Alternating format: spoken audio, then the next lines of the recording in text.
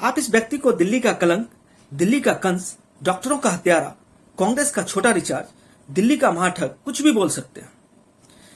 अब आप समझ गए होंगे मैं किसकी बात कर रहा हूं। दिल्ली के 54% वोटरों ने दिल्ली के ठग को जानबूझकर दिल्ली के माथे पर सजाया, केवल बिजली पानी मुफ्त पाने के लिए। लानत है ऐसे वोटरों पर। सत्य तो यह है कि यह दिल्ली का ठग, कांग्रेस का छोटा रिचार्ज दिल्ली के लिए कंस साबित हुआ है।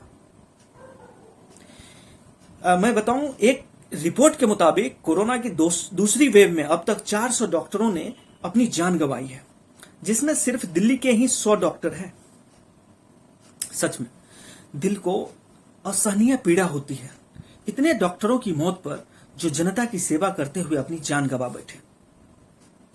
मगर दिल्ली के कंस का दिल केवल एक डॉक्टर अनस मुजाहिद के लिए ही रोया, जिसके परिवार को 1 करोड़ रुपए का चेक देने उसके घर चला गया।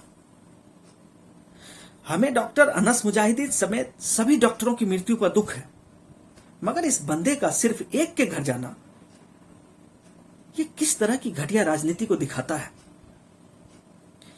क्या बाकी 99 डॉक्टरों की जान की कोई कीमत नहीं है इस महाठग की नजर में? मोदी जी के शब्दों में यह दिल्ली का महाठग भी एक अदृश्य, बहुरूपिया और धूर्त शत्रु से कम नहीं है, जिसके साथ हम सब लड़ रहे हैं। सत्य तो यह है कि यह हैवान न केवल डॉक्टरों का हत्यारा है, बल्कि उन सभी कोरोना से मौतों का जिम्मेदार है जिसने न ऑक्सीजन का प्रबंध किया और न दवाओं का। टैंकरों का प्रबंध भी नहीं कर पाया, बॉर्डर से ऑक्सीजन तक नहीं उठा पाया ये निकम्मा व्यक्ति, और लोग कोरोना से मरते रहे।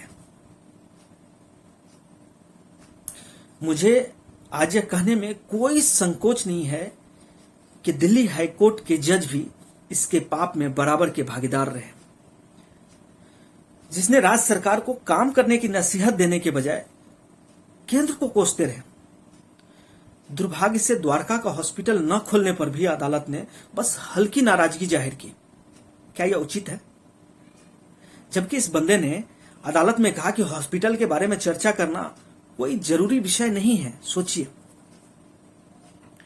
मैं बताऊं, दिल्ली में इस महाठग के आने से पहले 16 अस्पताल जो बन रहे थे उसका काम भी इसने रोक दिया, मगर अदालत की इतनी हिम्मत नहीं हुई कि इस ठग के बारे में कुछ बोल दे या कोई निर्देश दे दे।